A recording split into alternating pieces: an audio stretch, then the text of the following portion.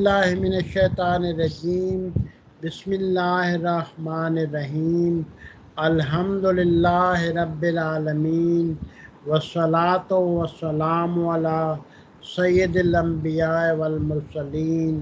وعلی آلہ الطیبین الطاہرین المعصومین ولعنۃ اللہ علی اعدائہم اجمعین من الآن الی قیام یوم الدین۔ رب اشرح لی صدری ویسر لی امری واحلل عقدۃ من لسانی یفقہوا قولی۔ کل ہم نے فقہ کی ایک بحث واجبات نماز میں نیت کے بارے میں تھوڑا سا پڑھا تھا۔ نیت کے بارے میں 2-3 چیزیں رہ گئی تھیں بیان کرنے سے، وہ غایات کے اور درجات کے بارے میں تھیں کہ ایک تو وہ نیت کا کم از کم لیول تھا کہ کم از کم اس کا یہ مرتبہ ہونا چاہیے کہ اس شخص کی اتنی توجہ ہو کہ اگر اس سے پوچھا جائے کہ وہ کیا کرنے جا رہا ہے تو اس کا جواب یہ ہونا چاہیے کہ وہ نماز پڑھنے جا رہا ہے۔ اگر کوئی شخص اتنا بھی جواب نہ دے سکے تو اس کی نماز ہونا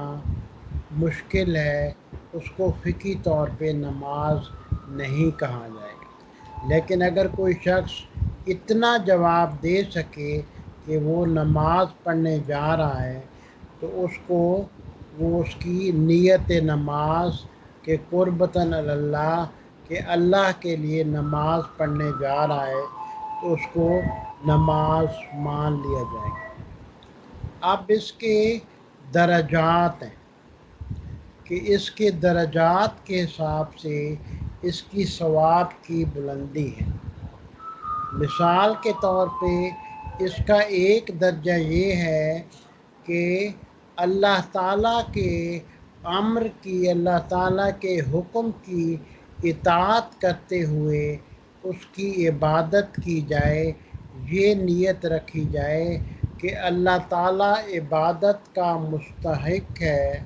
اللہ تعالیٰ اطاعت کا مستحق ہے، جیسا کہ امیر المومنین علی علیہ السلام فرماتے ہیں الہی ما عبدتک خوفاً من نارک، یا اللہ میں نے تیرے جہنم کی آگ کے خوف سے تیری عبادت نہیں کی، ولا طمعاً من جنتک، اور نہ ہی تیری جنت کی لالچ میں عبادت کی ہے، بل وجدتک اہلا للعبادہ، بلکہ میں نے تمہیں عبادت کے اہل پایا، فعبدتک، اس لیے تیری عبادت کی ہے۔ تو اللہ تعالیٰ کو عبادت کا اہل مان کے اس کی عبادت کرنا کہ یہ عبادت کا بلند ترین مرتبہ ہے ان 2 عبادتوں کے مقابلے میں کہ مثلاً جہنم کے خوف سے عبادت کرنا یا جنت کی لالچ میں عبادت کرنا، کہ ان 2 کے مقابلے میں اللہ تعالیٰ کو مستحق عبادت مان کر اس کی عبادت کرنا کہ حضرت علی علیہ السلام فرماتے ہیں کہ میں اس طرح عبادت کرتا ہوں، تو یہ نیت کا، عبادت کا بلند مرتبہ ہے۔ اس سے علاوہ 2 اور بلند مرتبے بھی بیان کیے گئے ہیں جو کہ اس سے بھی زیادہ بلند ہیں، کہ ایک مقام تسلیم کا مرتبہ ہے کہ مقام تسلیم کی مثال یہ دی جاتی ہے کہ حضرت امیر المومنین علی علیہ السلام کے پاؤں میں ایک تیر پھنس گیا تھا کہ جو اگر نکالتے تھے تو بڑی سخت تکلیف ہوتی تھی، تو حضرت امیر المومنین علیہ السلام نے کہا کہ جب میں حالت نماز میں ہوں تو اس وقت میرے جسم سے یہ تیر نکال لینا، نہ مجھے درد ہوگی اور نہ مجھے اس کا احساس ہوگا۔ یعنی حالت نماز میں وہ عالم وحدت میں اللہ تعالیٰ کی طرف توجہ میں اس قدر منہمک اور غرق ہوتے تھے کہ ان کو درد کا احساس تک نہ ہوتا تھا، کہ ان کا جسم بے حس و حرکت ہو جاتا تھا، کہ اس درجہ قربت کو، اس ارادہ قربت کو قربت تسلیمی کہا جاتا ہے، مقام تسلیمی، کہ یہ پہلے بیان کردہ درجات عبادت اور درجات نیت سے زیادہ بہتر اور زیادہ بلند مقام کی حامل نیت ہے۔ اس کے علاوہ ایک اور بھی درجہ ہے جس کو مقام شہودی کہا جاتا ہے، کہ عبادت کا مقام شہودی، کہ عبادت کا مقام شہودی جو ہے اس میں عبادت گزار کہ اللہ تعالیٰ کو اس طرح باطنی طور پر اس سے توجہ میں آتا ہے، اس طرح اسے محسوس کرتا ہے گویا اسے دیکھ رہا ہے، تو اس طرح یہ عبادت مقام تسلیمی کی عبادت سے بھی زیادہ بلند ہو جاتی ہے۔ مثلاً حضرت علی علیہ السلام فرماتے ہیں، لا اعبد ربا لم ارہ، کہ میں اپنے اس رب کی عبادت نہیں کرتا کہ جس کو میں نے دیکھا نہ ہو، کہ یعنی اپنے رب کی بصیرت کی آنکھوں سے حضرت علی علیہ السلام مقام شہود پہ جا کے عبادت کرتے تھے۔ مقام شہود کی نیت اور مقام شہود کی عبادت بندے اور خدا کے درمیان ایک مکالمہ اور کنورسیشن بن جاتی ہے، کہ بندہ خدا سے بات کرتا ہے، اللہ اس کا جواب دیتا ہے، جس طرح سورہ حمد اللہ اور بندے کے درمیان اگر اس کے معنی اور مفاہیم کو دل میں اتارا جائے تو اللہ اور بندے کے درمیان گفتگو بن جاتی ہے، کہ کبھی اللہ کی طرف سے گفتگو ہو رہی ہے اور کبھی بندے کی طرف سے گفتگو ہو رہی ہے۔ گویا پوری نماز اللہ اور بندے کے درمیان ایک گفتگو کی شکل اختیار کر لیتی ہے، ایک مکالمے کی شکل اختیار کر لیتی ہے۔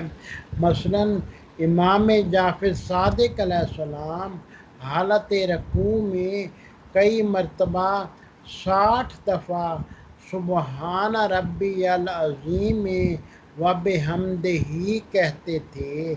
یہ ان کی عبادت شہودی کی مثال ہے، کہ عبادت شہودی کی مثال کے طور پہ بیان کیا جاتا ہے۔ اسی طرح امام خمینی نے عبادت کا اس سے بھی ایک بلند درجہ بیان کیا ہے، اور وہ عبادت استکمالی ہے، کہ عبادت استکمالی یعنی انسان اپنے خدا کی طرف، اپنے کمال کی طرف وہ راستہ طے کرتا ہے، کہ نماز جس کے بارے میں حدیث آئی ہے کہ الصلاۃ معراج المومن، تو عبادت استکمالی میں انسان خدا کی طرف، اپنے کمال کی طرف جاتا ہے، اور اس عبادت میں توقف ممنوع ہے، اس میں سٹاپ نہیں ہوتا۔ عالم قیامت برپا ہو جائے یا قیامت کے بعد کی حالت ہو جائے کہ وہ شخص، وہ روح، کہ وہ کمال کی طرف گامزن ہے، اس کا ہر قدم، اس کا ادا کردہ ہر لفظ جو کہ نماز میں ادا کرتا ہے کہ وہ اس کے اللہ تعالیٰ کے زیادہ سے زیادہ قریب ہونے کا باعث بنتا ہے، اور یہ وہ مقام ہے کہ جس سے انسان اللہ تعالیٰ سے بہت زیادہ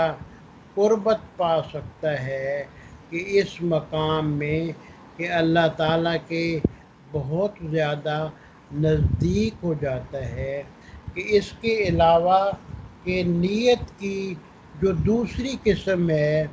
وہ اللہ تعالیٰ کا شکر ادا کرنا ہے، کہ اللہ تعالیٰ کے شکر کے ارادے سے نیت کی جائے کہ اس کی عبادت کی جا رہی ہے، یعنی اس کی نعمتوں پہ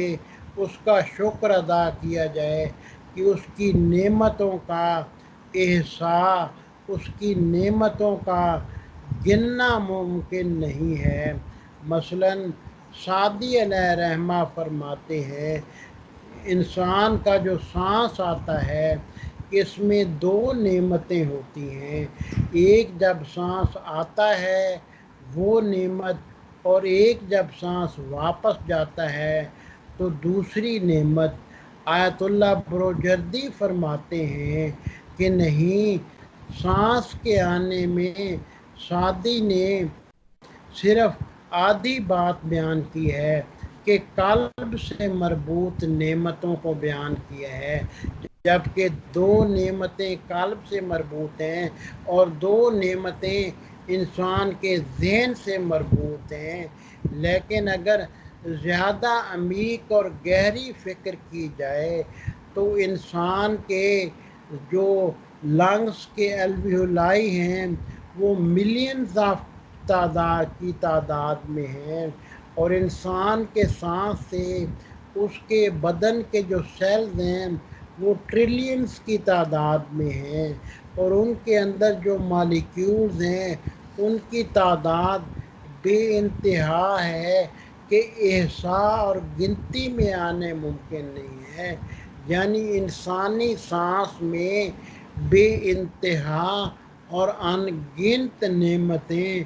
اللہ تعالیٰ کی طرف سے پوشیدہ ہیں۔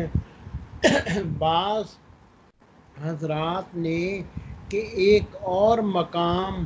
عبادت کا بیان کیا ہے کہ وہ مقام حیا ہے، جو کہ مقام شکر سے بھی بلند ہے، کہ خدا کے مقابلے میں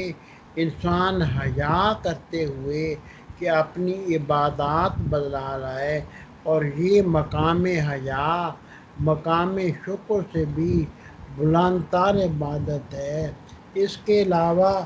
ایک اور نیت جو بیان کی جاتی ہے وہ نیت یہ ہے کہ اللہ تعالیٰ کی رضا کی خاطر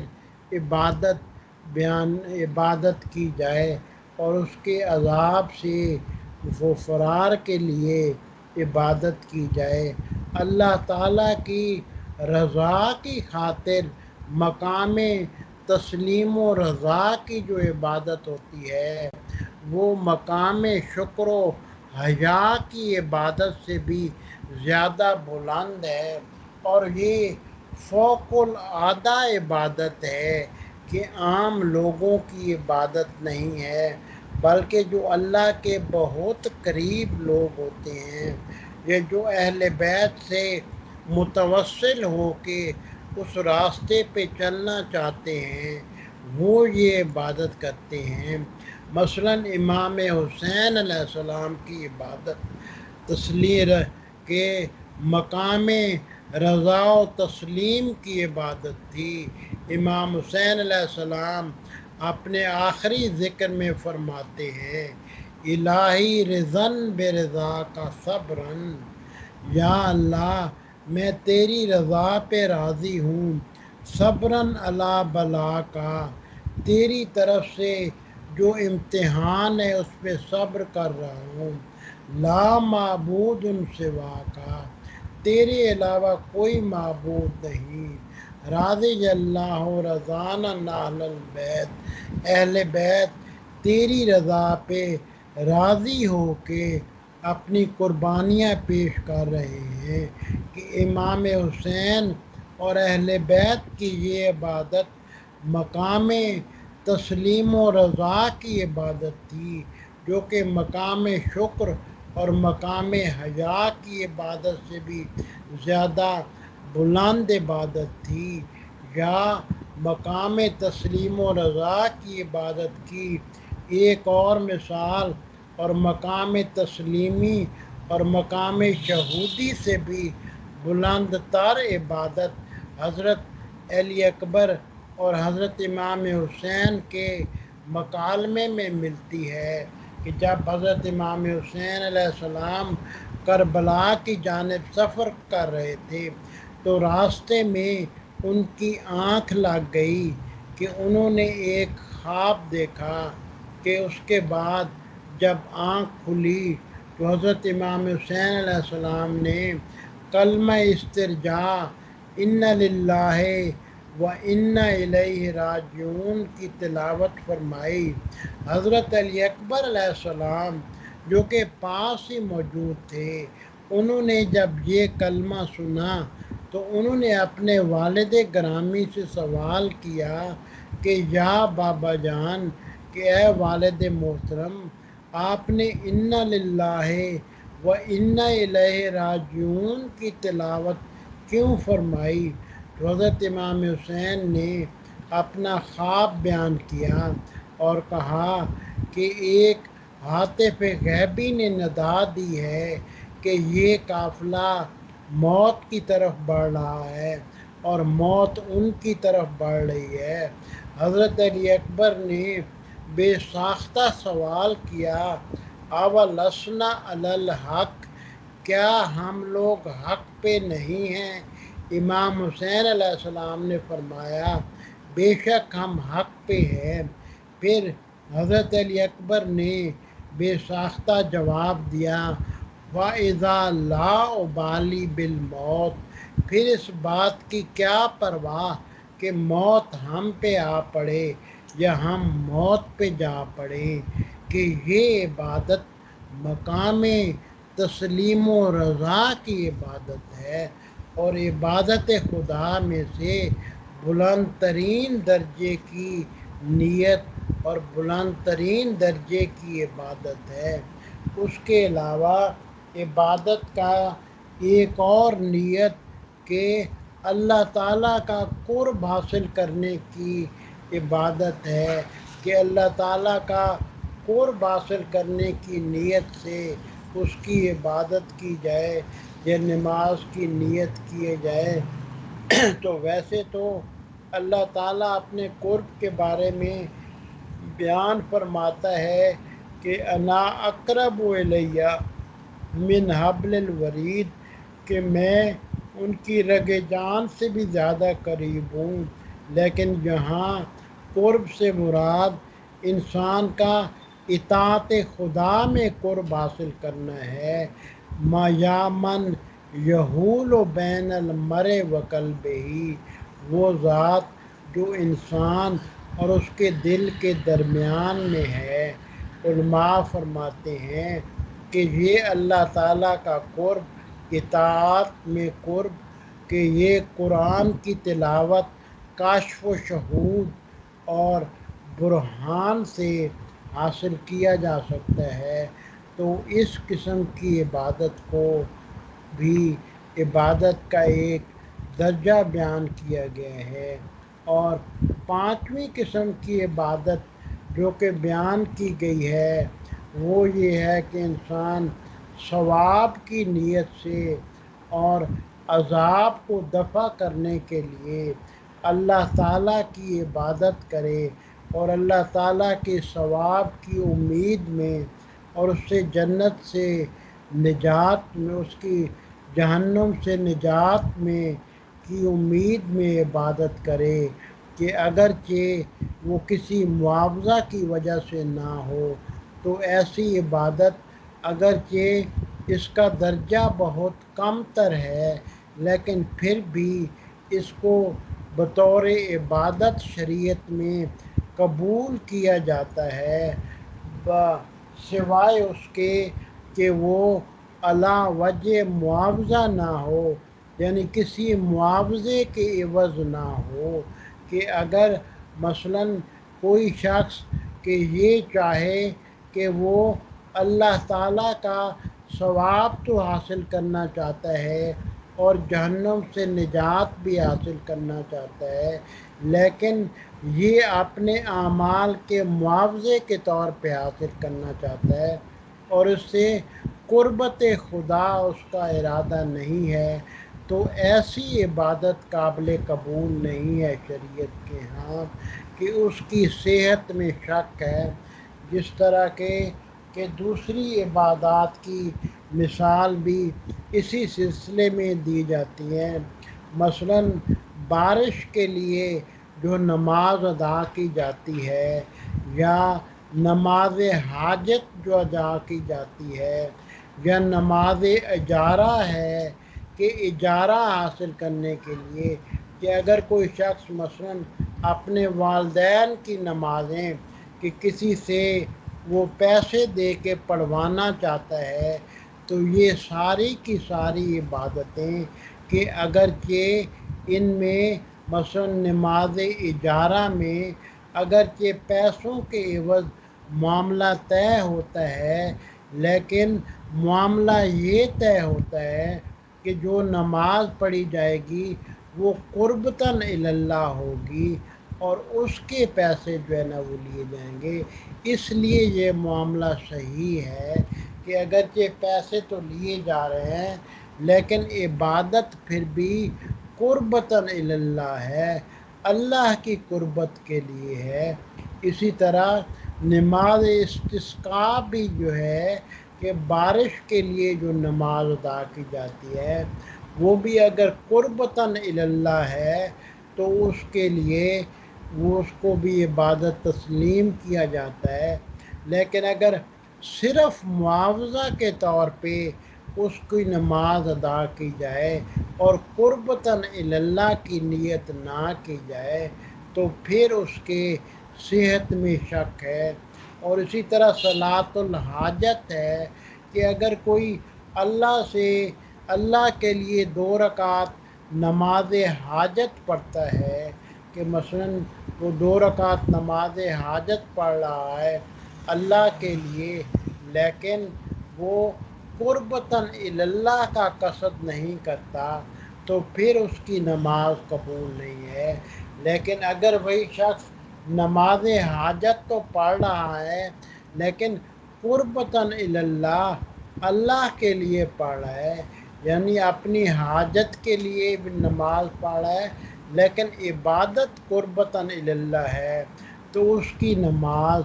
قابل قبول ہے۔ کہ یہ ساری صورتیں کہ جو کہ بیان کی گئیں ان سب میں قربتاً اللہ ہونا وہ ضروری ہے۔ اگر قربتاً اللہ نہ ہو تو پھر اس کا وہ صحیح ہونا وہ مشکل ہے۔ یا مثلاً کسی شخص کے ذمے اگر متعدد نمازیں ہوں، کہ مثال کے طور پہ اس نے اجارہ کی نماز بھی پڑھنی ہو، کہ جو کسی شخص نے اس کے ذمے لگائی ہے کہ اس کے والدین کی قضا نمازیں پڑھ دے، اور اپنی نمازیں ظہر و عصر بھی پڑھنی ہو، تو پھر اس کو نیت نماز میں تعیین کرنی ہوگی کہ وہ کون سی نماز وہ پڑھ رہا ہے۔ لیکن اگر وہ حالت سفر میں ہے تو پھر اس کے لیے تعیین کرنا کہ یہ قصر کی نماز ہے یا پوری نماز ہے ضروری نہیں ہے، کہ اگر وہ نماز کی نیت سے قصر کی نماز پڑھ دیتا ہے تو یہی اس کے لیے کافی ہے۔ یہ جس طرح کسی کے لیے کوئی نماز معافی ذمہ ہے، کہ معافی ذمہ نماز اگر ہے اور اگر وہ اسی نیت سے پڑھتا ہے کہ میں نماز پڑھتا ہوں معافی ذمہ قربتاً اللہ، تو پھر اس کی نماز وہ ہو جاتی ہے اور اس میں سفر اور حاضر ہونے کی تعیین شرط نہیں ہے، لیکن اگر کوئی ظہر و عصر میں